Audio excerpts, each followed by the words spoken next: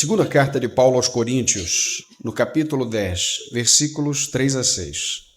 Pois embora vivendo como seres humanos, não lutamos segundo padrões humanos, pois as armas da nossa guerra não são humanas, mas poderosas em Deus para destruir fortalezas. Destruímos raciocínios e toda arrogância que se ergue contra o conhecimento de Deus, levando cativo todo pensamento para que obedeça a Cristo. Estaremos prontos para punir toda desobediência quando alcançardes plena obediência. Por tua palavra, ó Deus, te louvamos. Glorifica o teu nome, edifica teu povo. Em nome de Jesus. Amém. Há um filme que é, para mim, fascinante pela história, chamado O Quarto de Jack. Não sei quantos assistiram, hoje ele está no Prime. O Quarto de Jack trata de uma jovem que fora sequestrada e fora levada para um container e o sequestrador a mantém cativa por 7 anos. E neste container, ela tem um filho do sequestrador. E aquele menino chamado Jack, ele cresce entendendo, até os 6 anos de idade, que o mundo que existia era apenas aquilo que ele via. Havia uma claraboia que ele podia ver o céu, e a mãe dizia que lá era o espaço sideral. Mas que o mundo era exatamente aquilo ali. Há uma televisão que ele assiste vários episódios de vários programas, mas a mãe sempre dizia: estas coisas não existem, estas coisas são imagens. E ele cresceu, então, tendo como referência de mundo somente aquilo que ele via e aquilo que ele tocava.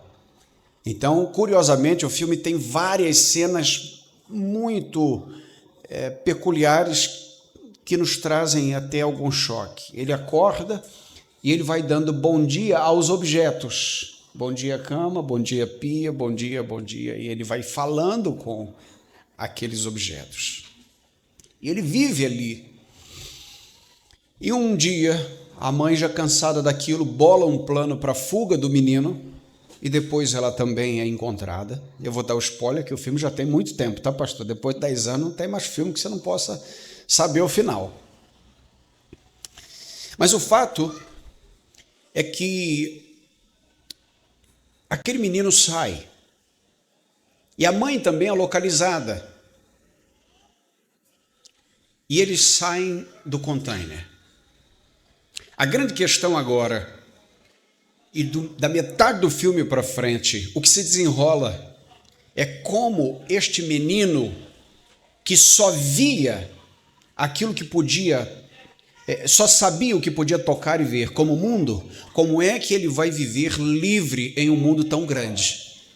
E metade do filme é mostrando a grande dificuldade de alguém que foi mantido cativo por tanto tempo e agora tem uma liberdade que não sabe sequer o que significa. Ou seja, por muito tempo, não só ele, mas também a mãe, em alguma medida, passam por circunstâncias dificílimas, porque a mente ainda estava cativa. O que eu quero trazer nesse tempo com vocês, penso que seja para a família um tema de grande relevância e urgência. A nossa mente, ela foi como humanidade sequestrada por Satanás no Éden.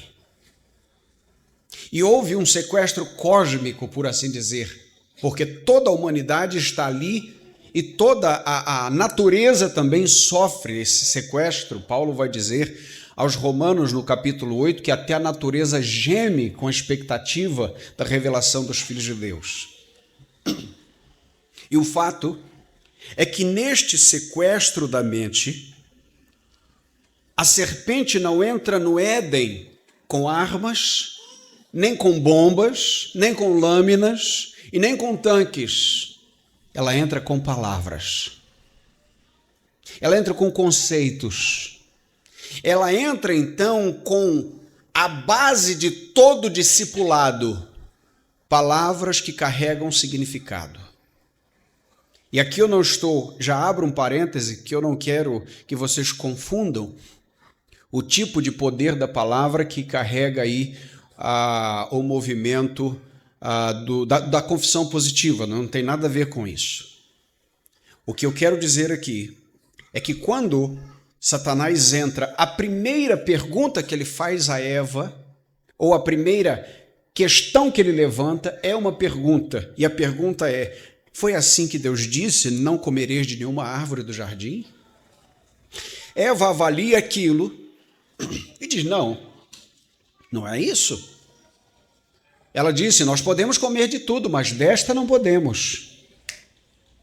Então, ele sabe que no dia em que vocês comeres, vocês serão como Deus. E veja a expressão que ele traz: com certeza não morrereis. Qual é a primeira estratégia de Satanás, então? Tornar Deus um mentiroso. Fazer com que os conceitos que Deus havia ordenado fossem conceitos que aparentemente pudessem ser descartados como mentira. E a partir de então, a partir do momento que a humanidade confia nas palavras de Satanás e não nas palavras de Deus, a mente humana vai para uma clausura, para um container escuro do pecado, e a partir dali, os raciocínios humanos, eles são afetados de tal maneira que nenhum ser humano pode pensar de maneira fiel às Escrituras, se não for pelo próprio Deus em sua intervenção. Esta é a razão pela qual, meus queridos irmãos e queridas irmãs, Satanás faz com que Adão e Eva se escondam de Deus. Tive medo quando ouvi a tua voz e me escondi. A partir desse momento, Adão e Eva são inimigos de Deus. A partir desse momento, agora a humanidade está como inimiga de Deus. E nós precisamos entender desde já que todos nós nascemos de um casal que descende do casal inimigo de Deus. Tudo bem? Por isso todos pecaram. Esta é a razão pela qual a doutrina da teologia reformada vai chamar isso de depravação total do homem. Não há expressão humana alguma que não esteja manchada pelo pecado. O intelecto, as vontades, os raciocínios, as emoções, as conclusões. Nós herdamos naturalmente raciocínios do Éden. Nós aprendemos a fugir de Deus. Nós sentimos naturalmente medo de Deus. E quando eu digo nós, é a humanidade em si, a humanidade caída. E nós recebemos falsas crenças sobre o mundo. Grave isto. Falsas crenças sobre Deus. Você lembra de Jacó? Quando ele pega as roupas de seu filho José e ele faz duas inferências. A primeira: esta é a roupa de meu filho, estava certo. Mas a segunda inferência ele diz: com certeza uma fera o devorou. A pergunta é: a fera o havia devorado? Não, mas ele entra num luto. E o luto de Jacó é real, é verdadeiro, mas a morte é falsa. Esta é a estratégia de Satanás, fazer com que tenhamos sentimentos sinceros e verdadeiros por crenças falsas, por questões falsas, por coisas que não existem, por noções erradas sobre Deus. E uma noção errada sobre Deus, meu irmão, é idolatria, por mais piedoso que pareça o coração. Você lembra quando o povo desceu do Egito, quando o povo saiu do Egito, eles estão naquele momento esperando Moisés descer, e eles têm uma infeliz ideia de fazer alguma coisa porque Moisés está demorando. E aí o que eles fazem? o bezerro de ouro. Eles apontam então para o bezerro de ouro e não dizem assim, este é um Deus egípcio que nos livrou. Não. Eles dizem assim, este é o Deus que nos tirou do Egito. Eles querem então fazer uma imagem do Deus verdadeiro, só que esta imagem é falsa. E o nome disso é idolatria. Idolatria, portanto, não tem sua essência apenas em que conscientemente adoremos a deuses falsos, mas que tenhamos uma ideia falsa do Deus verdadeiro. Tenhamos uma teologia deturpada do Deus verdadeiro. Porque se tu tens uma teologia deturpada, então o teu comportamento acompanha a deturpação. O que eu quero dizer, portanto, é que a incursão de Satanás em militar contra a humanidade trouxe isto, e agora o pensamento, os raciocínios, grave isto, raciocínios, a mentalidade, a construção e a fabricação dos pensamentos e conclusões, todas elas estão afetadas por uma matriz pecaminosa. Todos pecaram. Romanos capítulo 3, capítulo 1, versículo 21, diz que conheciam sobre Deus, mas não o adoraram, e em vez disso começaram a inventar ideias tolas, e sua mente ficou obscurecida e confusa. Romanos capítulo 1, verso 21. Diante disso, meu irmão, minha irmã, uma primeira questão importante para as famílias. Nós estamos numa luta contra as palavras de Satanás. Porque as palavras de Satanás são contra as palavras de Deus. E nós hoje estamos lutando pelos significados. Quer ver uma coisa? Pergunte a um movimento anti-Deus o que é uma mulher. Você já deve ter ouvido essa pergunta. E o que eles vão dizer? Mulher não é necessariamente biológica. Mulher pode ser um conceito solto. Se você tomar um homem e fizer assim, assim, assim, você consegue construir uma mulher. Isso eles dizem. Mas é isto que a palavra de Deus diz? Não, a palavra diz, macho e fêmea Deus os criou. Ponto. É isto. Compreende então que o conceito de mulher e o conceito de homem estão sendo disputados para variações que não existem. E é disso que nós estamos falando na luta da preservação da família. A família cristã, portanto, é o último reduto de confiança da palavra de Deus. É um reduto moral e de significados corretos diante de uma sociedade tão deturpada. E este é o primeiro ponto aqui para nós. Nós precisamos, a partir deste ponto, estar conscientes de que a nossa batalha não é contra a carne nem contra o sangue. Não é moralista e nem legalista. É a busca dos conceitos corretos sobre Deus e sua palavra, sabendo que aquilo que ele diz é o que tem que acontecer. Este é o nosso desafio como pais. Porque nas escolas dos filhos, eles ouvirão o tempo inteiro que nós estamos ultrapassados, somos retrógrados e atrasados. Sim, mas nós somos crentes. Sim, nós somos extraterrestres. Porque o nosso reino é celestial. Em alguma medida nós somos fora, já e ainda não. Esta é a tensão. Já estamos assentados nas regiões celestiais em Cristo Jesus, mas ainda temos os pés empoeirados desse mundo hostil contra as coisas de Deus. Portanto, veja, o primeiro ponto aqui para nós é nós precisamos estar conscientes de que na luta da preservação da família, nós vamos ter que lidar com conceitos corretos sobre Deus e sua palavra.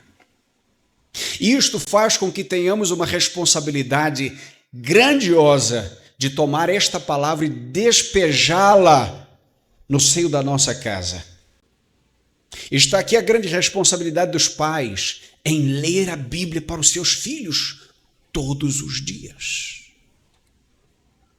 Eu tenho dito que nós saímos de casa para receber lixo na cabeça.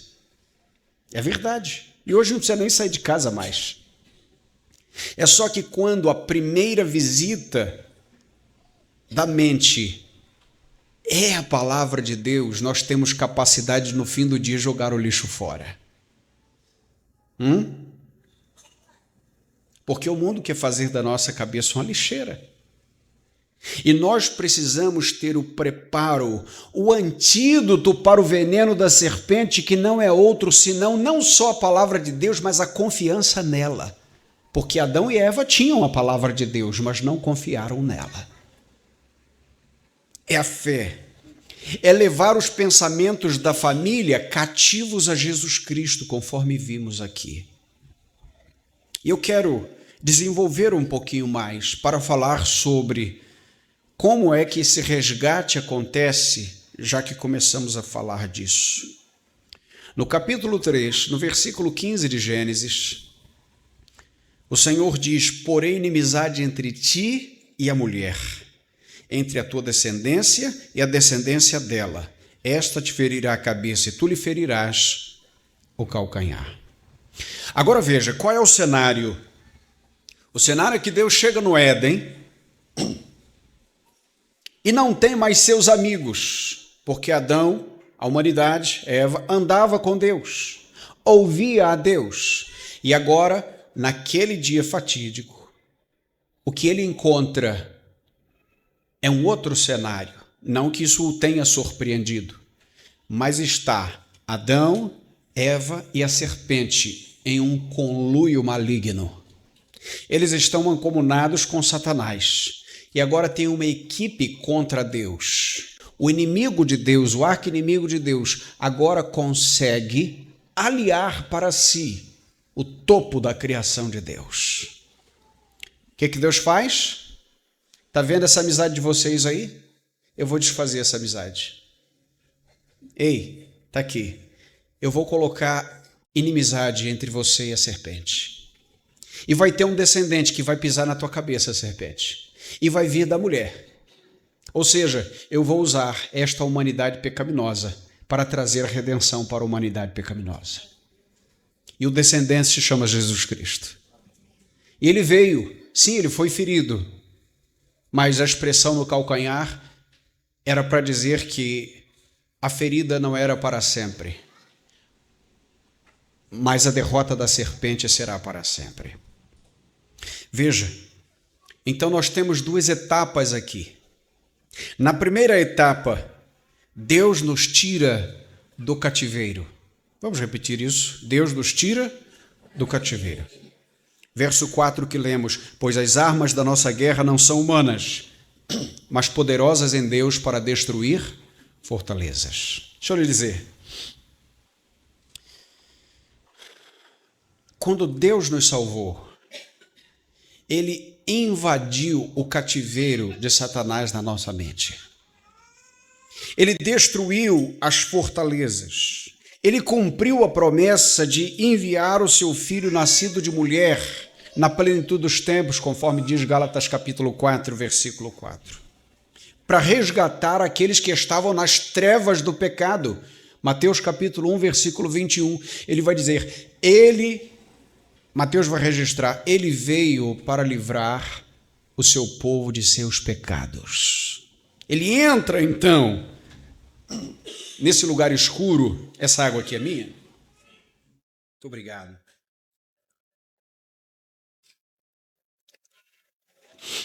Ele entra nesse lugar escuro para nos tirar de lá. E cumpre-se então o que está em Isaías capítulo 9, versículo 2. O povo que andava em trevas viu a sua grande luz. Que coisa linda. Agora é a luz de Cristo. Os que habitavam na sombra da morte agora recebem a resplandecência dessa luz. E é desta maneira que a gente entende o que João registra no capítulo 8, no versículo 32. E conhecereis a verdade, e a verdade vos libertará. Verso 36, se pois o Filho vos libertar, verdadeiramente sereis livres. Efésios capítulo 2 vai dizer que nós estávamos mortos em nossas transgressões e pecados, mas Ele nos deu vida enquanto estávamos ainda mortos. Éramos inimigos de Deus, filhos da ira. Você vai ler este capítulo que é belíssimo. E a graça resplandece de maneira maravilhosa ali. Então veja, quando Deus nos resgatou, Ele abriu este cativeiro. E nós começamos a entender, não pela cognição humana, mas pelo entendimento que vem do alto, o que significa o Evangelho. Meus irmãos, o que nós recebemos foram palavras. Nós temos uma Bíblia inteira cheia de palavras. E esta é a palavra que tem poder. É a palavra de Deus, porque só Deus faz as coisas falando. E quando Deus disse haja, houve. E como diz Stott, antes de Deus dizer haja luz, ele já havia feito o haja cruz. Portanto, veja, é neste entendimento que nós estamos ancorados aqui. Deus nos libertou do cativeiro do pecado. Ponto. Mas este é o primeiro passo desta tão grande salvação. Porque Deus primeiro nos tirou do cativeiro. Agora nós estamos numa caminhada, entendendo que Deus está tirando o cativeiro de dentro de nós. Verso 5. Destruímos raciocínios e toda arrogância que se ergue contra o conhecimento de Deus. Veja, conhecimento de Deus. Levando cativo todo o pensamento para que obedeça a Cristo. Aí eu lhe pergunto, todo pensamento em nós obedece a Cristo quando a gente vem para Cristo? Não. Nós ainda estamos aprendendo o que significa a palavra de Deus. E muitas vezes nós ainda estamos carregados por conceitos que são conceitos que nos arrastam ainda como uma natureza velha.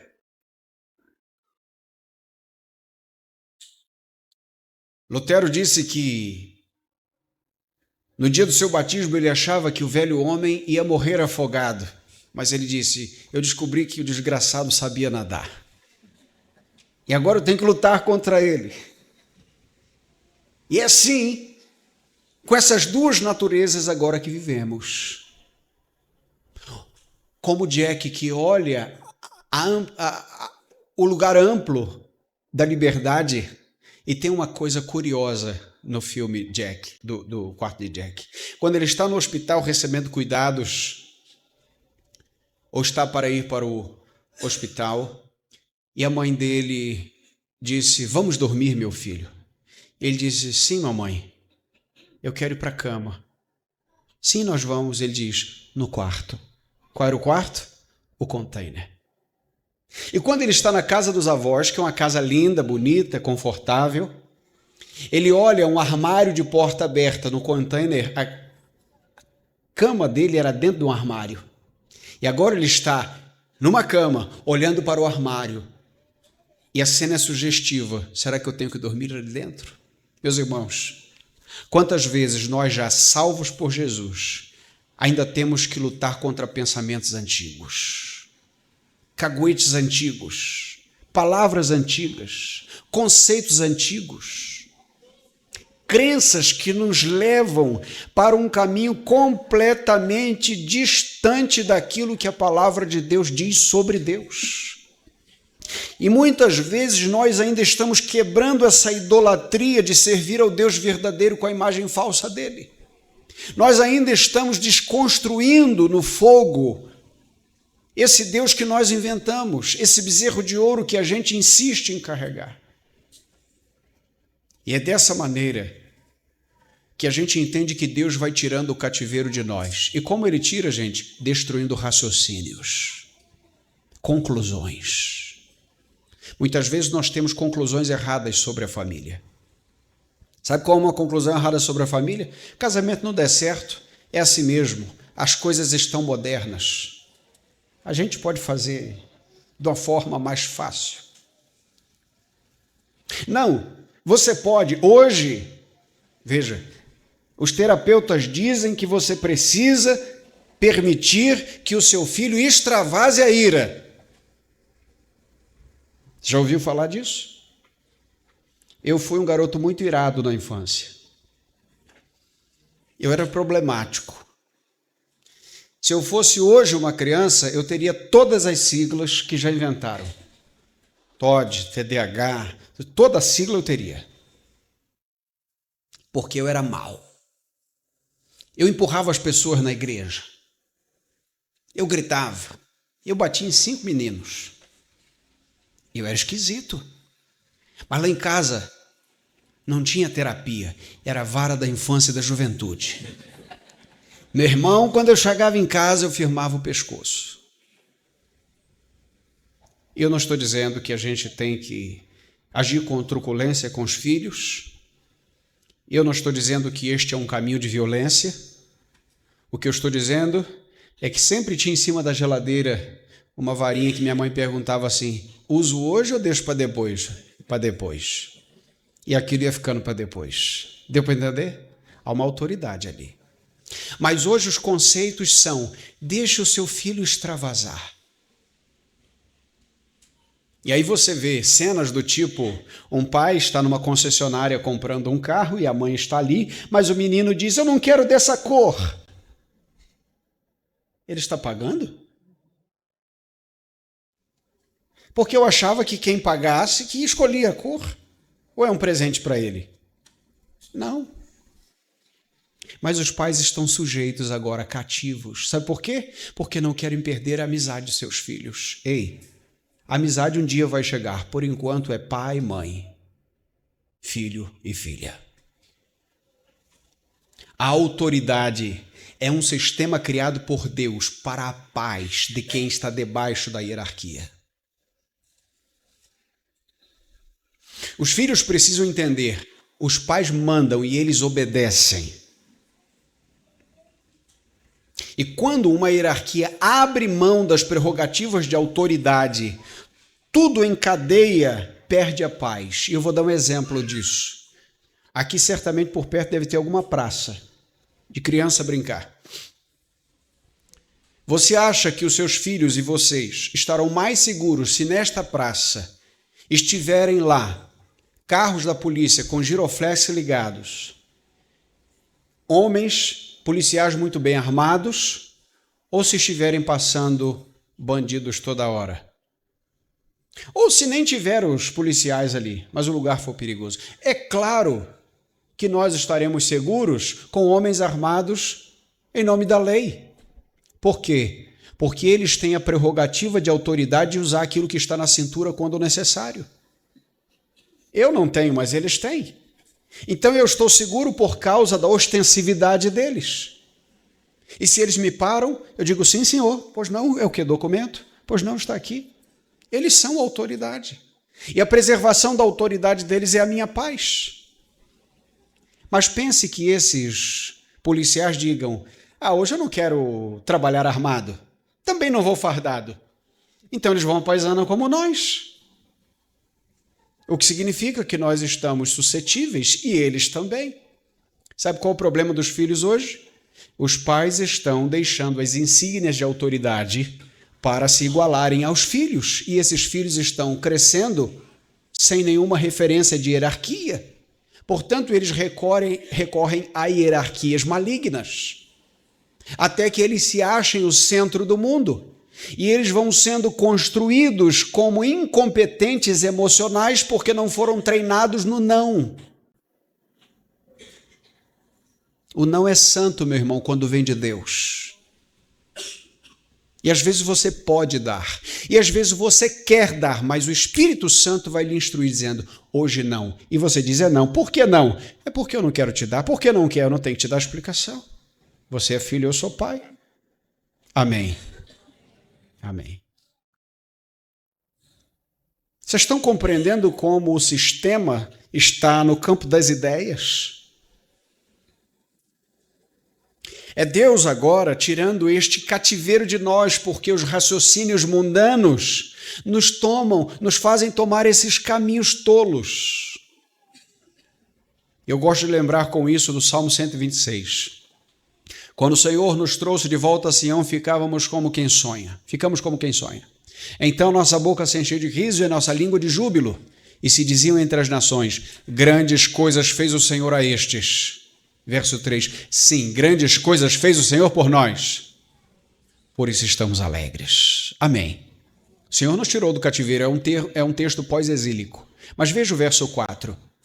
Depois de dizer: sim, estamos alegres, Senhor, faze-nos regressar de novo do cativeiro. Ou restaura a nossa sorte como tu fazes com as torrentes do Negueb.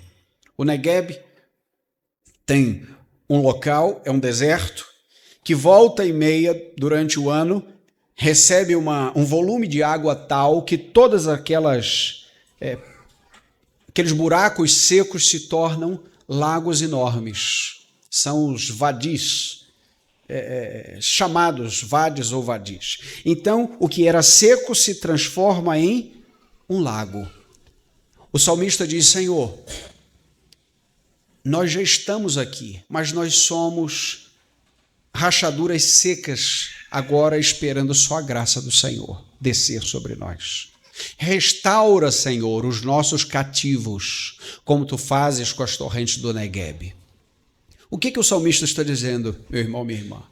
Senhor, a nossa alegria foi que o Senhor nos tirou do cativeiro. Agora nós estamos esperando o Senhor tirar o cativeiro da gente.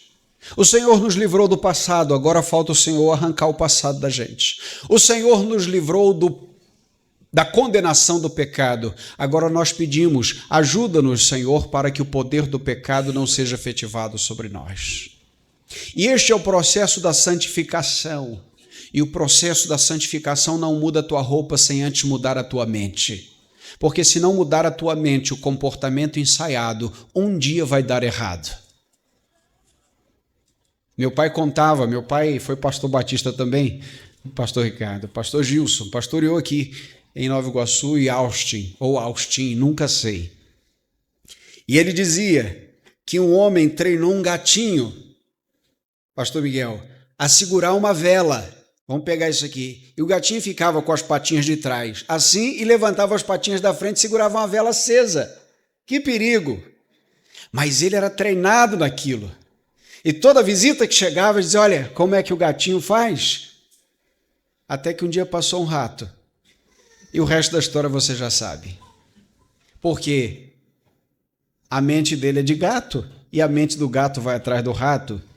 Ei, se o Senhor não mudar a nossa mente, o nosso comportamento ensaiado não resiste às condições do tempo. Não resiste ao sistema de ataques dos ardis de Satanás. Comportamentos ensaiados e legalistas não destroem fortalezas de Satanás, mas a palavra de Deus destrói esse sistema mundano. E esta é a palavra que está sendo trazida sobre nós. E veja, esta é a razão pela qual nós devemos não somente ler a palavra com abundância, mas vivê-la o tempo inteiro. E a isto nós conhecemos como um discipulado. E um crente só termina o seu sistema de discipulado nos portões da eternidade. Nunca deixa de crescer. Aliás, se nós temos um Deus que em toda a eternidade nós ficaremos deslumbrados diante da sua glória, porque vamos conhecendo-o de eternidade em eternidade com o corpo glorificado, imagine aqui o que nós ainda não teríamos que conhecer sobre Deus. Esta é a razão pela qual nós estamos entendendo aqui que a nossa família carece de um volume constante e expressivo da palavra de Deus. Porque a luta é desigual.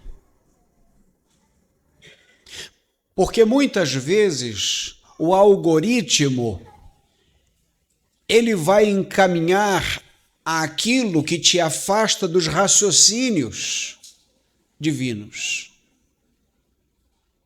A um adolescente, o algoritmo vai dizer: você não precisa viver debaixo dessa clausura que é a obediência aos seus pais. O que vai então desfazer a mentalidade mundana que está querendo se apossar da mente deste adolescente, é uma quantidade abençoadora, um volume constante de palavra de Deus. Mas veja, esta palavra de Deus precisa ganhar concretude na nossa vida. Do contrário, nós seremos como os fariseus que Jesus falou sobre eles. Vocês podem fazer o que eles falam, mas não copiem as suas ações. Esta é a essência do fariseu. Diante disso, nós entendemos que estamos numa batalha. E veja, nós sabemos que o diabo perdeu a nossa alma. Amém? Ele perdeu a nossa alma. Acabou para ele. Mas não significa que ele não esteja lutando pela nossa mente, pelos nossos raciocínios. E ele pode até ter perdido você para o inferno, mas ele quer montar o inferno perto de você. Ele quer fazer das suas emoções o inferno. Ele quer fazer das suas conclusões as piores. E ele vai investir pesado em ideias. Ninguém vai colocar uma lâmina na sua barriga e dizer: pense diferente. Com muita raridade, teremos aqui cristãos perseguidos como no Oriente, com a arma na cabeça, dizendo: fale o contrário da sua fé. Mas o tempo inteiro nós precisaremos retornar às confissões da palavra de Deus e do Deus da palavra. Há um livro que eu tive contato de um sociólogo, ele é canadense, escreveu na década de 70, Erving Goffman. Ele escreveu um livro chamado Manicômios, Prisões e Conventos. E ele disse o seguinte, e aqui eu cito o livro não como prescritivo, mas como descritivo. Eu quero dizer que ele descreve bem fenômenos de comportamento, mas ele não pode prescrevê-los, porque quem prescreve comportamento é a palavra de Deus. Então, apenas pegando a descrição, Goffman diz o seguinte: pessoas que caminham muito tempo em manicômios, em prisões, em conventos, em internações hospitalares, ou seja, lugares de alta permanência, quando elas saem, elas não sabem o que fazer. E elas muitas vezes preferem ficar nestes sistemas. Por quê? Neste sistema fechado ela aprendeu a ser útil e tem senso de utilidade e de pertencimento. Então imagine alguém que ficou preso, você vai ver isso no filme O Sonho de Liberdade, com Morgan Freeman. Uma pessoa que ficou 30 anos presa, ela conhece o carcereiro, o guarda tal, ela conhece como ter uma comidinha melhor, ela sabe, ela começou a ser referência para os outros, então lá dentro ele se tornou importante. Quando ele chega lá no mundo, ele é um ex-presidiário que ninguém quer falar com ele. Então ele quer voltar para o sistema, porque nesse pequeno sistema ele está no topo, mas nesse sistema grande ele está no chão da fábrica. O que Satanás deseja é que nós tenhamos saudades do sistema onde nós parecíamos estar no controle. Mas, meus irmãos, o reino de Deus é todo mundo no mesmo nível, servo com apenas um Senhor e o nome dele é Jesus Cristo. Nós não podemos nos acostumar com outro sistema que não seja o que Deus falou é lei. Eu quero dar uma pausa aqui, que nós vamos retornar. Foi me dado agora um tempo e eu quero dar uma pausa e daqui a pouquinho nós vamos retornar então a um pouco mais. Obrigado, Senhor, pela Tua palavra, continua nos ajudando em nome de Jesus. Segunda carta de Paulo aos Coríntios, agora vamos ao capítulo 11, no versículo 3, que diz assim: mas temo que assim como a serpente enganou Eva com sua astúcia, também a vossa mente seja de alguma forma seduzida e se afaste da simplicidade e da pureza que há em Cristo. Veja que Paulo aqui está dizendo de um temor que ele tem. O meu temor, disse Paulo, é que o mesmo sucesso que Satanás, que a serpente teve com Eva, tenha com vocês. Qual foi o sucesso? A mente seduzida. os raciocínios seduzidos, as conclusões erradas. Satanás não se importa que pensemos sobre Deus, ele se importa que pensemos corretamente sobre Deus. Ele não se importa que pensemos sobre a morte, sobre a vida, ele quer que pensemos de maneira errada sobre a vida e sobre a morte. E ele diz que quando isto acontece, há um efeito afastamento da simplicidade e pureza do coração. Os termos simplicidade e pureza, eles se equivalem em alguma medida, no sentido de que quando nós estudamos lá no nosso primário o sistema simples e composto, você lembra disso? O sistema simples era aquele que tinha apenas de um tipo ou de uma unidade naquele sistema. E o composto, ele tinha outros tipos dentro do mesmo sistema. Portanto, um coração simples é aquele que apenas Cristo é adorado. A palavra de Deus dita todas as coisas. Isto é simplicidade de coração neste sentido.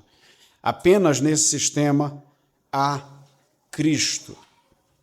E nós precisamos então saber hoje, já que nós vimos que o sequestro da mente aconteceu, nós herdamos esses raciocínios e o Evangelho veio e nos tirou deste cativeiro da mente e agora nós estamos lutando contra isso, nós precisamos identificar de que maneiras a nossa mente ainda reflete esta natureza antiga. Ou seja, como é que eu faço para saber se a minha mente ainda está produzindo pensamentos como se eu ainda tivesse sequestrado? Há uma pesquisa de um laboratório americano, eles fazem uma pesquisa chamada captologia. Captologia é uma matéria que define os parâmetros sobre os quais a atenção humana é captada. E é por isso que se fala tanto hoje de algoritmo. Ok? Eu estou falando de uma realidade na nossa mão, na palma da nossa mão. Você sabe que se você falar assim, quero viajar, você abre o seu Instagram e o que é que vai ter lá? Agência de viagens te mostrando, e se você disser o local, vai dizer, local tal, não é? É exatamente assim. Esses dias eu estava falando sobre gramado. E me ofereceram gramado no metro.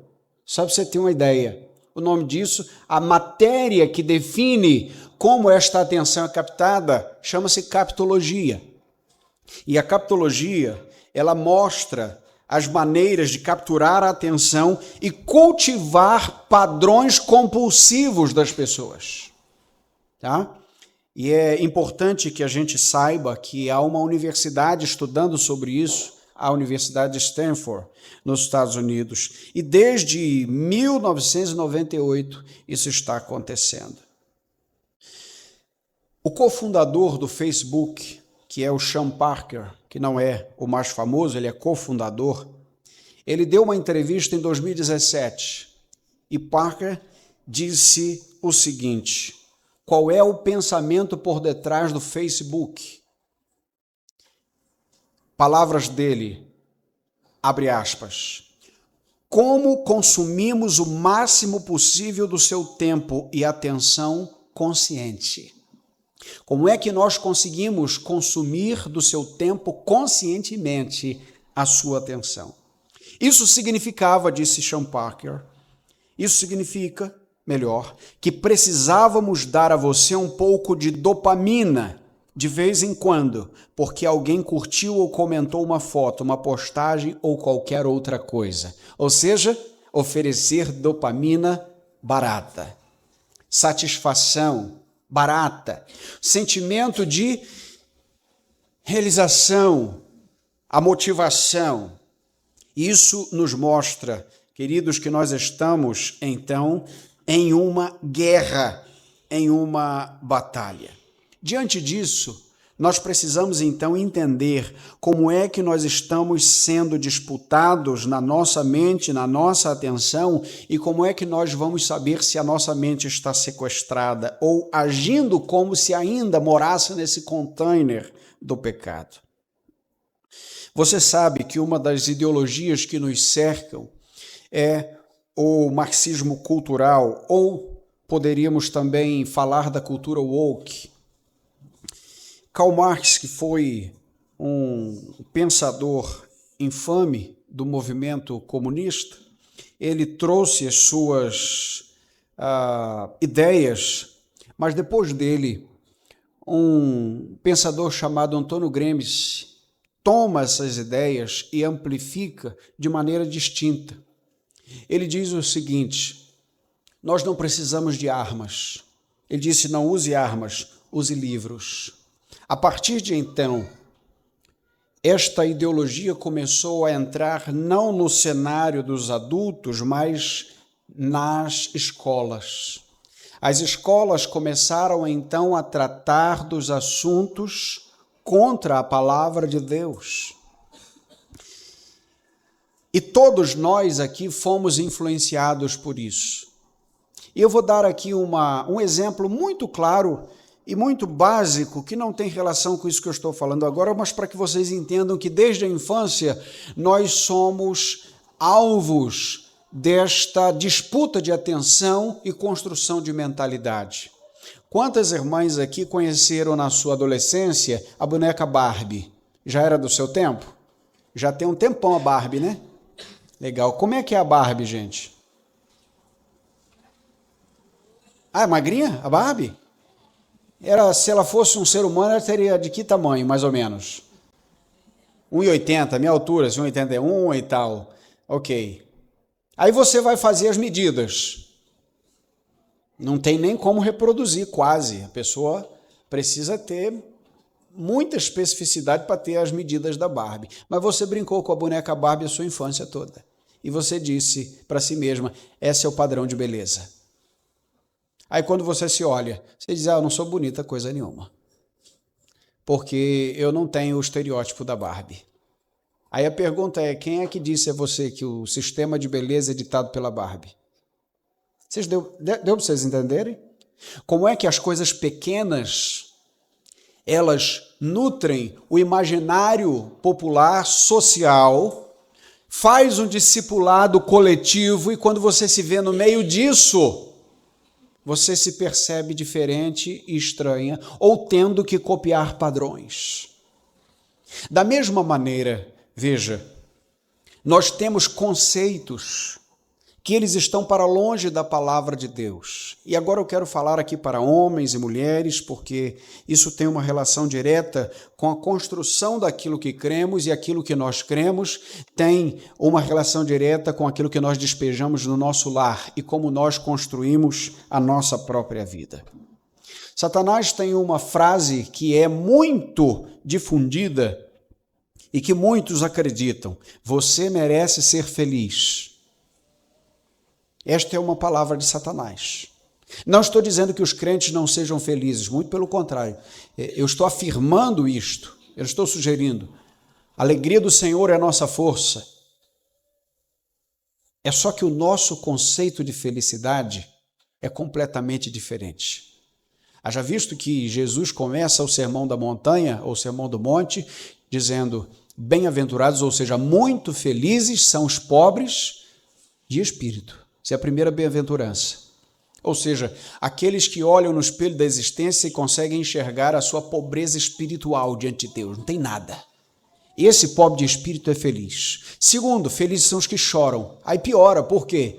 Porque para o mundo ou você chora ou você é feliz. No reino de Deus, não. Se você chorar pelos seus pecados, então você é feliz. Agora, o que Satanás deseja fazer é: você merece ser feliz. Você merece. É o sistema meritório. E nós vivemos nesse sistema meritório. É o sistema do bem-estar, do corpo perfeito, do emprego dos sonhos, da faculdade que se almeja. E aqui está um motivo de muita depressão, desânimo, ansiedade, porque parece que a felicidade é um direito que tiraram de nós. E nós estamos lidando hoje com jovens que o tempo inteiro estão na mídia, no smartphone, e eles estão pensando, este é o padrão. Eu quero isto. Meus irmãos, nós precisamos, em casa, em todo o tempo, dizer que a graça do Senhor nos basta. Nós precisamos pregar o contentamento, primeiro para nós mesmos. Amém. A nossa alma é um poço sem fundo. Porque se você conseguiu 1, agora você quer 2. E se conseguiu 2, agora você quer 4. Não é verdade? Este é o segredo do salmista Davi no Salmo 23. Você sabe que ovelha, ela nunca para de comer, porque é um gado, um tipo de gado. Ou ela está comendo ou ela está ruminando. Não é verdade? Mas ela não deita. Se ela tiver uma graminha assim, ela fica descabeçada, ela parece que quer comer a grama inteira. Olha o que o salmista diz: ele me faz deitar em pastos verdejantes. Ou seja, já comi o suficiente e eu não preciso comer a grama toda do mundo. O meu Deus é suficiente para mim. Nós precisamos em casa dizer aos filhos: filhos, está vendo essa casa? Teu quarto tem um ventilador? Tem. Ou um ar-condicionado, quem sabe, não sei, dependendo, tem. Você sabia que um dia a gente pode não ter? Mas tudo bem se a gente não tiver, se Cristo for o centro da nossa vida? Comece a perceber então que uma mente cativa a Cristo, levada pelo Evangelho, é uma mente que foi treinada no contentamento. Foi uma mente que aprendeu a dividir. Às vezes as pessoas perguntam lá em casa, mas não é tão difícil, você tinha 3, agora 6 e quem sabe 7. Eu falei, olha, de 3 para 6, só você dividir no meio que dá metade para cada um certinho. A conta é tão exata. Meus irmãos, o contentamento é saber que Deus está no controle e nada nos faltará. Uma coisa é estar frio, outra coisa é eu sentir o frio. Imagine um frio, tá certo? Ou melhor, vamos pensar num calor. Está muito calor lá fora e o ar-condicionado está ligado aqui. Vocês estão sentindo o calor que está lá fora? Não. Mas o calor existe? Existe, mas você não sente. O salmista diz o seguinte: o Senhor é meu pastor, nada me faltará. O sentido é, não sinto a falta, ela passa, mas eu não percebo. Assim como o frio é uma condição, mas eu estou agasalhado. O calor é uma condição, mas eu estou no ambiente refrigerado. Da mesma maneira, as faltas, as mazelas, as dores, as lutas, os lutos e os infortúnios da vida, eles vão passar, mas porque a presença de Deus nos basta, então eu não sinto essa falta. É aquela conversa boa que você diz, eu nem vi o tempo passar, mas o tempo passou, você sabe que passou. Rapaz, mas você não deu nem fome, mas você sabe que precisa comer. Veja, o que nós precisamos compreender é que quando a nossa mente voa para longe deste contentamento, então a nossa mente começou a ser sequestrada. E a nossa casa vai começar a sentir os impactos do nosso descontentamento. Porque o passo seguinte a isto é tentar fazer dívidas infindáveis para ter aquilo que você não precisa, para impressionar pessoas que você nem conhece. Porque você precisa estar inserido no extrato onde as pessoas possuem. Ei, isto é uma mente sequestrada. E não é problema que tenhamos, meus irmãos. Nós não temos problemas em possuir, só não podemos ser possuídos. O dinheiro não é neutro. Ele é um ótimo servo, mas ele é um senhor tirano. Se ele botar você para trabalhar para ele, você vai trabalhar até morrer para ter mais dele. A diferença é que se nós trabalhamos para Cristo, nós queremos sempre mais de Cristo.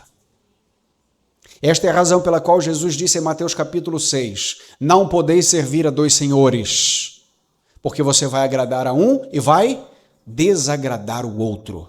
Portanto, veja, esta é uma conjunção que é conclusiva. Portanto, não andeis ansiosos por coisa alguma, pelo que haveis de comer ou pelo que haveis de vestir.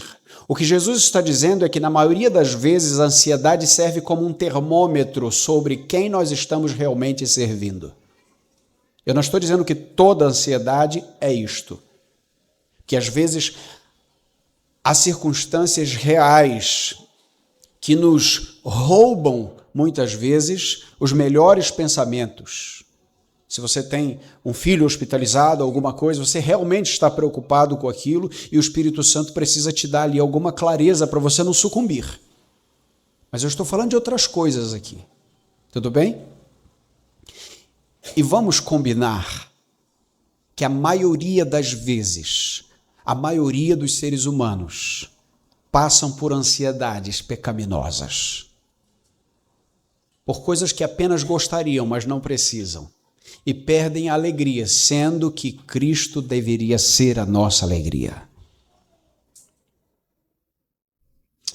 Paulo, quando está preso, escrevendo aos Filipenses, ele diz: eu aprendi a ter pouco e a ter muito. Lembra disso? Olha a expressão, eu aprendi. Meu irmão, o contentamento é um aprendizado do crente. E aí ele conclui: posso todas as coisas naquele que me fortalece. Eu posso tudo, tanto pouco quanto muito, porque Cristo me ensinou o caminho do aprendizado do contentamento. Eu tenho uma mente sequestrada, ou me comporto como ainda no cativeiro, quando eu acho que os relacionamentos, eles não podem ir da minha vida. Quando eles estão no lugar de Cristo. Quando um pai diz para um filho: ele é meu tudo. Ei, o meu tudo é Cristo. O meu tudo não é a minha esposa. Aliás, ela está muito segura se ela souber que eu amo mais a Cristo do que a ela. Porque se ela é o topo, o Everest da minha vida, então se ela cai, eu caio. Se os meus filhos souberem que eles são o centro da minha vida, se eles se forem, então a minha vida acaba. Mas se é Cristo o amor maior, e debaixo deste amor há um amor pela esposa, e se debaixo deste amor há um amor pelos filhos, então as coisas estão no seu devido lugar. Porque uma esposa que sabe que o marido ama mais a Cristo do que a ela, ela está segura, ela pode dormir dizendo: ele não vai embora de casa. Um filho que sabe que o pai ama mais a esposa e mais a Cristo do que a esposa, eles podem dormir em paz dizendo: papai não vai embora. Perceba então que os relacionamentos, eles precisam de fato de um eixo, e o centro de toda essa engrenagem deve ser Cristo. Fora disso, a minha mente está acreditando nas coisas e nos ardis de Satanás. E hoje nós vemos uma geração que é movida por likes. Acabei de dizer isso aqui. Curtidas, comentários. Se a foto não fizer o sucesso tal, será que eu não fiz certo? Será que como é que eu faço para ter mais seguidores? Meus irmãos, é verdade que muitas vezes isso pode ser útil, mas só é útil quando os meus seguidores são inseridos no grupo dos seguidores de Jesus Cristo. Ou seja, eu quero mais para mim? Não, eu quero mais para Cristo, meu Senhor. Eu desejo que mais pessoas me ouçam porque eu estou falando do meu Cristo. Eu estou apontando para Ele. A minha mente está agindo como ainda no cativeiro do pecado, quando eu acho que as coisas que Deus ordenou, elas não devem ser seguidas. E a mente começa a protestar contra as coisas de Deus. E aí você percebe, por exemplo, que há uma cultura querendo se levantar contra a escala do trabalho. Estou falando de coisas simples. Como é que Deus trabalhou, gente? Em 6 dias e no 7º. Qual é a escala que Deus criou? 6x1. E o ser humano diz: não, eu quero 5x2. Até que fique 3x4. Até que fique 4x3. O que eu quero dizer, veja, é que se Deus disse, está certo. Mas deixa eu dizer uma coisa, olhe para cá. Talvez você diga: pastor, desse mal eu não sofro. Mas quem sabe você é uma pessoa que não descansa. Não tem aqueles antigos que diziam assim: 30 anos sem férias. E olha, que guerreiro, que guerreira. Muitas vezes foi verdade para aquele tempo e foi necessário e não teve uma orientação e até uma oportunidade de saber o contrário. Só que veja, quando você, quando eu, quando nós dizemos o seguinte: eu não preciso descansar, eu posso trabalhar 7x7, eu não preciso de folga. Nós estamos dizendo, Deus estava errado quando instituiu um dia para eu descansar. Meus irmãos, e agora eu falo com a igreja recém-formada aqui, exijam que esta igreja dê o descanso semanal do pastor. Porque não é uma opção dele, é uma ordem do Senhor. Domingo é o nosso dia de trabalho, né, pastores? Então não é nossa folga. Enquanto vocês descansam, nós trabalhamos. É igual o sacerdote do Antigo Testamento. O povo estava no Shabá e ele estava lá, cortando para lá e para cá, organizando tudo. Veja, uma igreja não aceita um pastor adúltero, nem deve aceitar. E adultério está nos 10 mandamentos, não está? A igreja não deve aceitar um pastor ladrão. Está lá nos 10 mandamentos, não furtarás. Mas há um mandamento que diz, 6 dias trabalharás e no 7º descansarás. Hoje, o nosso descanso, ele começa com graça e depois vai para o trabalho. Hoje o sábado cristão é o nosso domingo. É a inversão da velha aliança no sentido de que agora nós descansamos para depois trabalhar. E na antiga aliança você tentava merecer para depois chegar ao descanso. Mas a regra é a mesma. 6 para o trabalho, 1 para o descanso. E por que às vezes a igreja exige que o pastor não tire folga? Não descanse. Não, a igreja precisa dizer, o senhor precisa descansar. Porque o mesmo Deus que disse você tem que trabalhar, é o mesmo Deus que disse você tem que descansar. Portanto, veja, talvez você diga o seguinte: pastor, mas hoje eu tenho uma vida que eu não consigo descansar, tenho que trabalhar isto e aquilo. Ok, veja, meu irmão, minha irmã, eu compreendo que essas coisas são realidades. E eu não estou querendo absolutamente sugerir nada para a vida de ninguém. O que eu estou dizendo é que nós devemos pelo menos refletir. Será que eu estou buscando uma realidade com a qual eu posso obedecer o que Deus ordenou? Eu estou disposto a ter menos? Fica então uma pergunta para nós. Ou eu estou desejoso de acompanhar uma medida que o mundo está me mostrando como uma medida padrão? Diante disso, meu irmão, minha irmã, nós precisamos desde já aplicar isto para a nossa casa. Nós precisamos em todo o tempo, com a Bíblia aberta, mostrar para a nossa família, está vendo aqui os padrões do mundo? Estes não são os nossos padrões. Está vendo, meu filho, que os seus filhos podem, os seus amigos podem fazer isto e aquilo? Mas a nós isso não é permitido. Nós precisamos, meus irmãos, honrar uns aos outros no nosso lar. A esposa deve honrar o marido à mesa. O marido deve honrar a esposa à mesa. Os filhos devem honrar os pais à mesa. Isso é tão bonito e tão importante. O assunto da mesa, meu irmão, minha irmã, volta e meia. Às vezes o assunto é meio agridoce, é verdade. Às vezes é necessário que um assunto ou outro, por conta de uma otimização do tempo, ele precise surgir na mesa e é um assunto mais difícil. Mas deixa eu lhe dizer, não faça da sua mesa um lugar de brigas, discussões e o tempo inteiro de disciplinas, porque mesa é comunhão. Faça do lugar da mesa um lugar onde você possa dizer o seguinte: eu quero estar lá. E a gente só falta sentar, a gente senta na mesa e o papai já vem falando isso, e a mamãe já começa. Calma aí, você tem 24 horas para falar isso. É a mesa que a gente vai tratar disso? No dia do Senhor, meu irmão, minha irmã, vocês que estão aqui, uma sugestão, quem sabe, Prepara um café da manhã diferente, acorde mais cedo. Se não tiver café na igreja, porque tem um dia por mês lá na igreja a gente tem café. Mas no dia do Senhor, sinalize que aquele dia precisa começar diferente. Quem sabe você faz um suquinho de laranja a mais, coloca lá, mexe uns ovos, já dá um colorido diferente na mesa. Para que os seus filhos não tenham que ser arrastados da cama, vamos embora, aí chuta a cama, e acabou, vai. Só a pregação do pastor para reverter isso.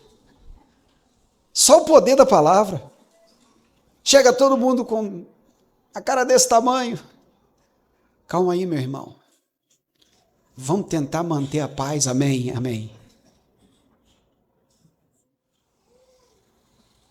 Percebemos que é no momento da mesa, muitas vezes, que nós temos oportunidade de desintoxicar a mente da família. Aquele momento onde a presença do Senhor, ela pode ser notada e ela pode ser desfrutada. E como família, nós precisamos resistir à normalização ou à normatização do pecado. Este é um ponto importante. E eu quero, a partir de agora, dizer a vocês, e partir então para concluir, como é que nós podemos lutar? Já que o texto diz que nós, embora vivendo como seres humanos, e eu me refiro agora ao primeiro texto que lemos, nós, embora vivendo como seres humanos, verso 3, não lutamos segundo padrões humanos, pois as nossas guerras ou as nossas armas da guerra não são humanas, como é que nós podemos lutar como família contra esses conceitos? A primeira é clara. Nós precisamos abandonar as armas que sejam humanas. Não dá, meu irmão, minha irmã, para entrar numa guerra com uma tiradeira. Sabe o que é uma tiradeira, né? Aqui chama tiradeira ou estilingue. Estilingue? Ah, bom. A gente nota que vai ficando velho quando as coisas vão mudando de nome, né? Era a tiradeira, o estilingue. Não dá para entrar numa guerra. Você não é Davi, tá certo? Davi que entrou e deu certo. Nós precisamos, então, entender que toda arma que eu tentar construir será apenas uma arma de legalismo e de moralismo, que não vai salvar a minha família. As armas humanas, então, precisam ser abandonadas. Destruir raciocínios, é necessário que raciocínios do alto agora sejam instalados. Veja, Paulo diz aos Colossenses no capítulo 3,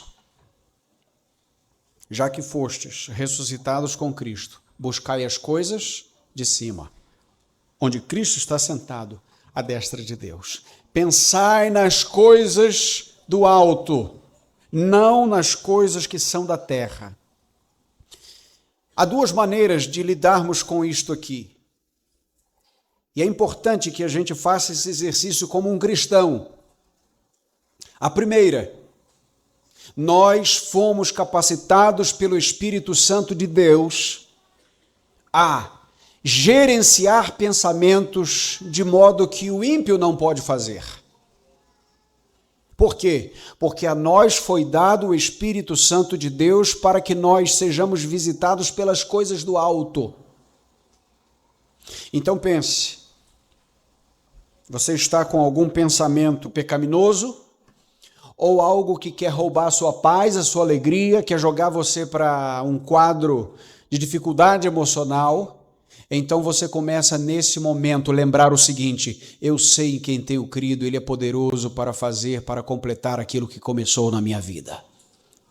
Você começa a lembrar de Lamentações de Jeremias, capítulo 3. As misericórdias do Senhor são a causa de não sermos consumidos, elas se renovam a cada manhã, grande é a tua fidelidade. Você começa então a trazer as promessas de Deus para o teu coração. Você começa a fazer com que isto ganhe concretude na sua vida. Você começa a ver que isto é tangível, que isto é real e que o consolo do Espírito Santo invade a tua tristeza e causa estabilidade nas tuas emoções. Esta é a maneira de pensarmos nas coisas do alto. Eu disse lá na igreja há poucos dias, e peguei um controlezinho que tinha, é como se o cristão agora tivesse um controle e o Espírito Santo informasse o seguinte: agora está entrando mais canais para você, você não precisa assistir os antigos. Tudo bem? Os antigos estão lá e você os acessa. Só que você sabe que há coisas do alto agora que podem invadir e povoar os seus pensamentos. Esta é a razão pela qual o apóstolo Paulo, no capítulo 3 aos Colossenses, no verso 15, vai dizer que habite ricamente em vós a palavra de Deus. Meu irmão, o que é habitar? É visitar? Olha este lugar aqui, agora a igreja habita aqui como igreja, né, pastor? O que vocês fizeram nesse lugar? Vamos lá. Tinha esses bancos? Não. Tinha gente aqui? Não. Estava limpinho, cheirosinho assim? Não. Vocês começaram a ornar esse lugar. Vocês começaram a cuidar deste lugar. Ei, quando a palavra de Deus habita ricamente em nosso coração, a palavra de Deus começa a limpar o nosso coração, a tirar o lixo de Satanás, a ornamentar com as doutrinas essenciais e profundas de Deus. Começa a dar assento às suas emoções. Começa agora o bom aroma de Jesus Cristo exalar nesta mente, e as coisas do passado começam a não ter mais lugar em você. Pensar nas coisas do alto. Qual é o argumento, gente? Já que fostes ressuscitados. Ei, isso não é para gente que não ressuscitou de novo, não recebeu vida novamente. Este conceito, esta bênção é para aqueles que já foram ressuscitados com Jesus Cristo. Esta é a primeira maneira de pensar nas coisas do alto.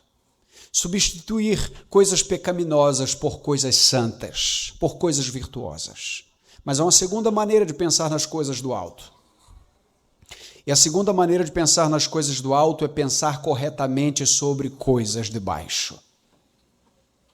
Então imagine alguém que diz o seguinte: eu não quero nem falar em morte. Bate na madeira 3 vezes, e é crente, hein? Isola.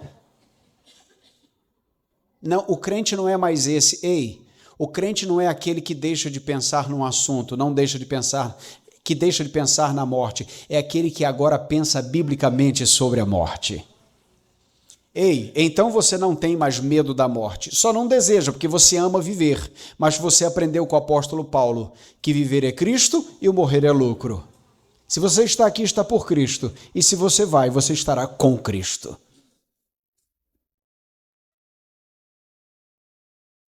O crente, então, é aquele que deixa de dizer: nossa, eu não gosto nem de pensar em fulano.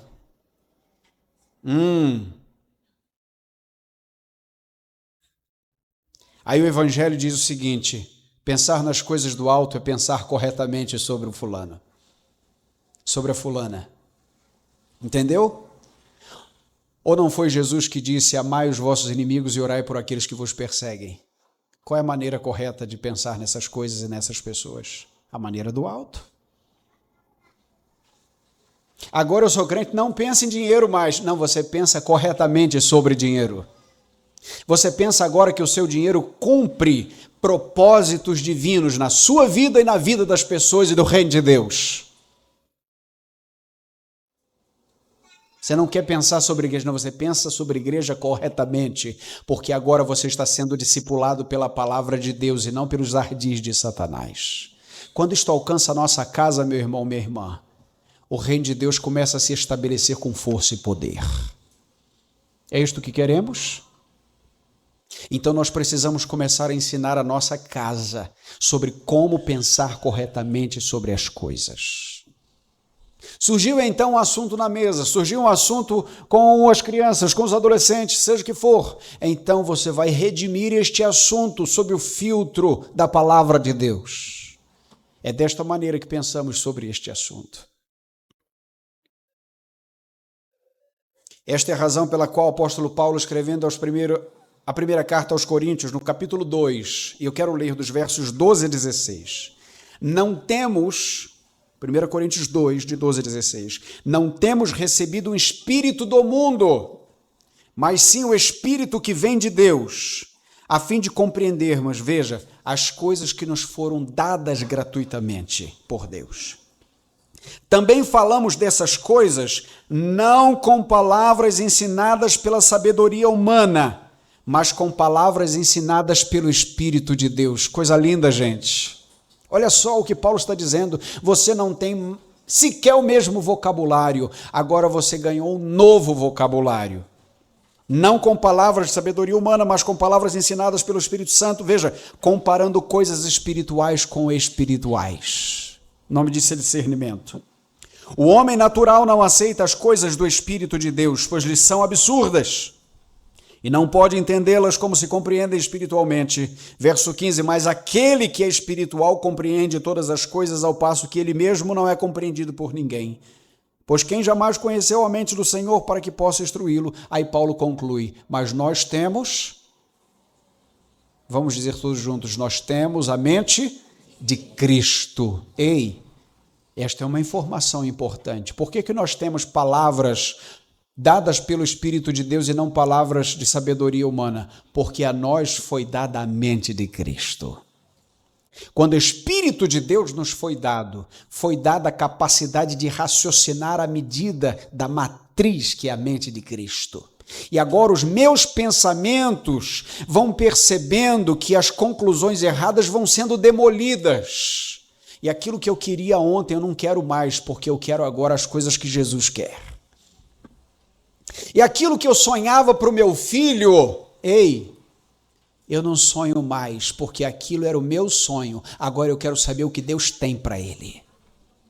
Eu sonhava que ele fosse melhor do que eu em um monte de coisa, que ele galgasse empreendimentos, que ele fosse o próximo Neymar, que ele fosse, quem sabe, o Messi, ou que ele fosse o CEO da... Ei, agora eu quero que ele se pareça com Jesus Cristo. E se o Senhor o levar para um campo missionário difícil, que eu nunca mais possa vê-lo, que assim seja, eu o encontrarei no céu. E a glória será de Deus. Sim, ele pode ser essas outras coisas se Deus assim o quiser. Mas então não é mais a minha preferência, porque antes de amar o meu filho, alguém que o ama mais e é mais dono de todas as coisas do que eu poderia ser. Portanto, veja, esta é a razão pela qual o apóstolo Paulo, na segunda carta aos Coríntios, no capítulo 10, que lemos no início, vai dizer que destruímos raciocínios e arrogâncias que se erguem contra Deus. E o pensamento, veja, é levado cativo para que obedeça a Cristo. Por que então que os nossos padrões humanos, as nossas armas humanas não podem ser usadas para o resgate da nossa mente? Porque o ser humano não pode ser padrão de nada. Meu irmão, quando um juiz vai para o centro de uma corte e ele começa a tirar sentenças da cabeça dele, da mente dele, as tragédias começam a acontecer. Não é verdade? Nós sabemos disso. Mas quando há uma Constituição e ele está cativo àquela Constituição, não é o que ele acha, não é o que ele pensa, é o que a Constituição diz. Ei, você sabe que às vezes nós somos juízes que sentamos e nós somos este juiz que julga que Deus está errado e nós estamos certos? Porque eu, no lugar de Deus, faria assim. O ser humano tem isso, né? Quem é aqui técnico de sofá? Se fosse eu, escalava o fulano. Aí, escalou errado. Olha aí. Por isso é que tomou o gol. Você não estudou para ser técnico? Tá certo? Você não sabe de nada, nunca nem entrou num campo de futebol. Mas você diz, se fosse eu, faria dessa maneira. Se a gente não consegue substituir nem o técnico do time que nós torcemos, será que nós podemos substituir o julgamento de Deus? Nós começamos a tratar com armas humanas quando nós nos sentimos padrão para as coisas. Meu irmão, Cristo é o padrão. A palavra de Deus é o prumo. E diante disso, nós precisamos compreender que quando a nossa mente é visitada por nossos próprios padrões, a nossa mente seca.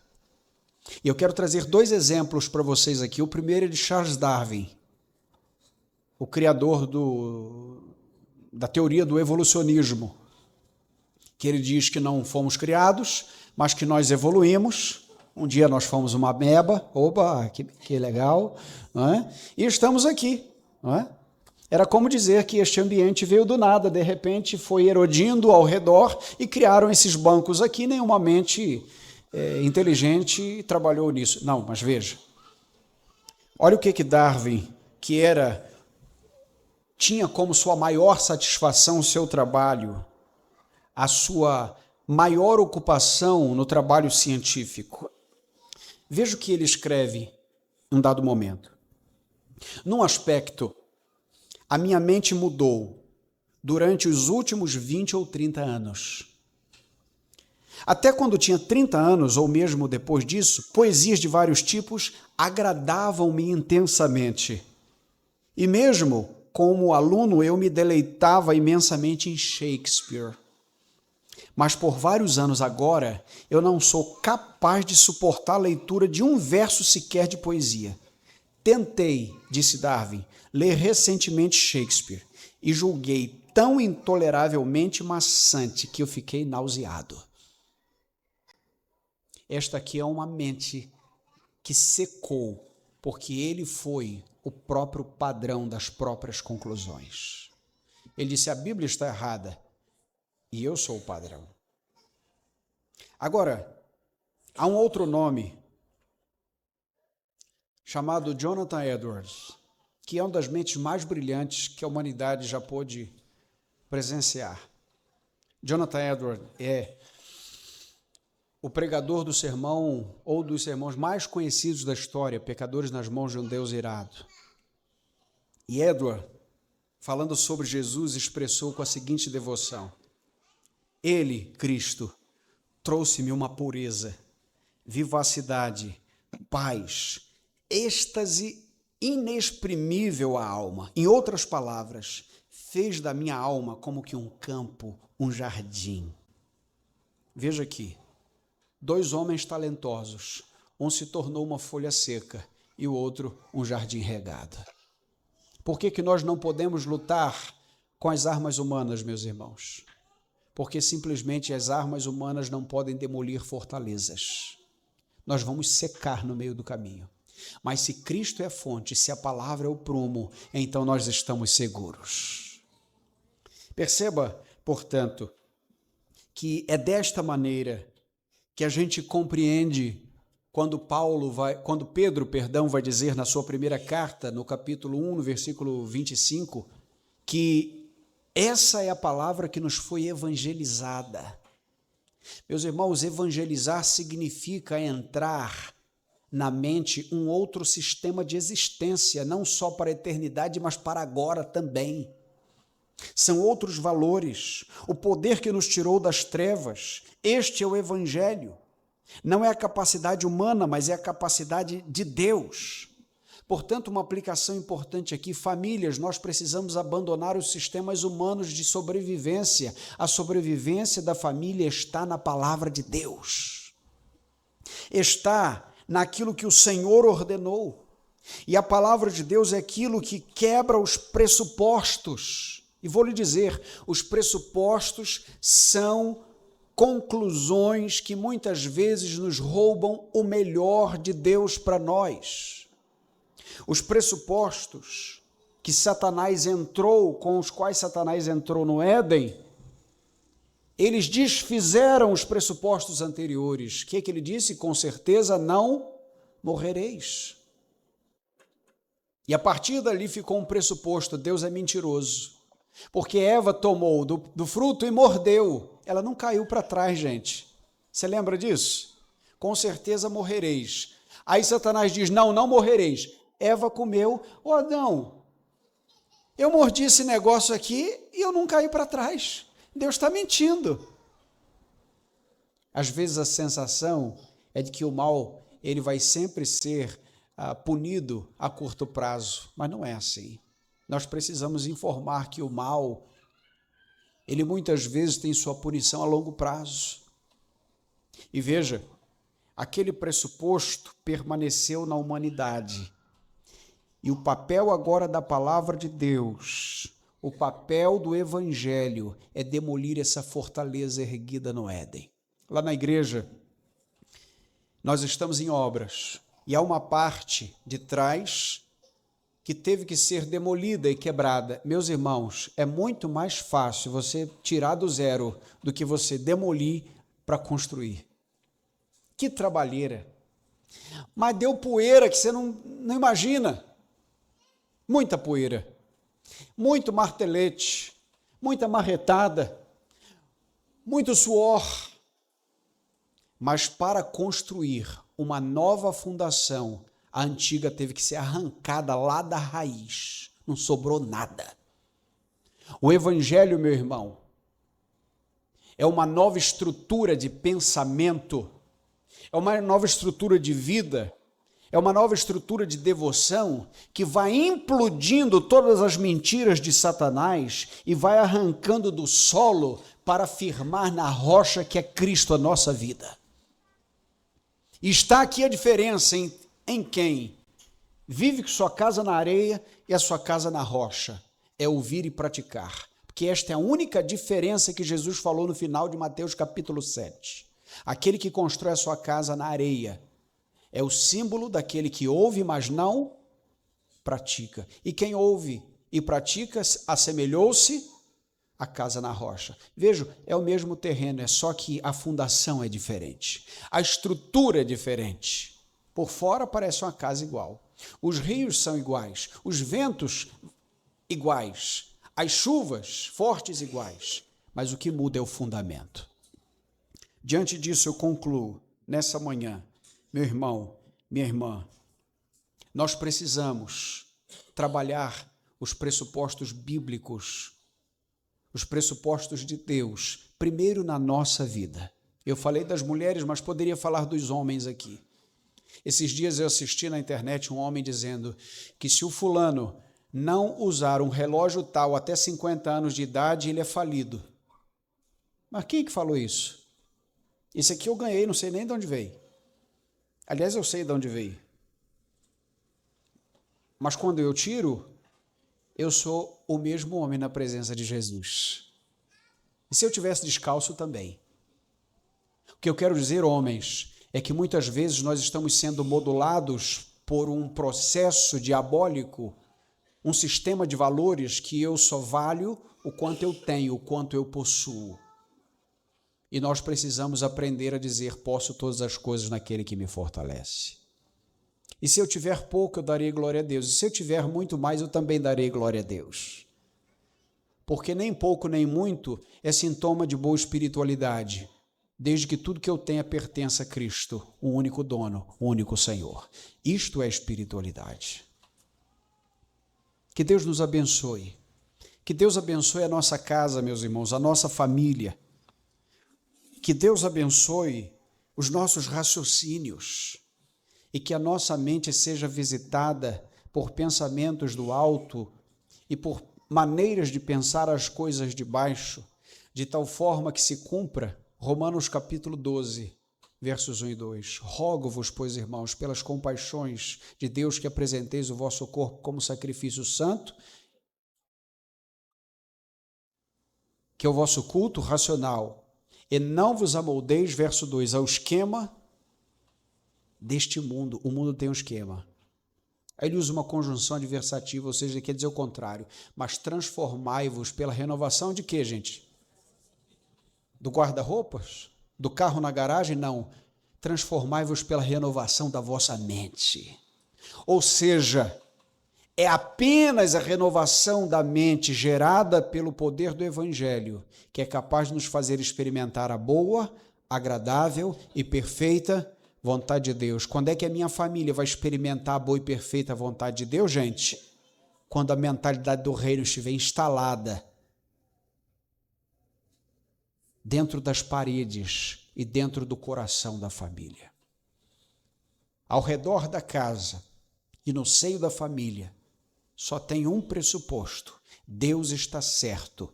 Seja todo homem mentiroso e Deus verdadeiro. Seja Ele o Senhor e todos nós servos. Ele ordena e nós obedecemos. A Ele a honra, a glória e o louvor. Obrigado, Senhor, pela Tua palavra. Pedimos por Tua graça. Não permita, Senhor, que a Tua palavra seja roubada de nós, mas que ela vire uma prática para a Tua glória, Senhor. Pedimos assim, em nome de Jesus. Amém, Senhor.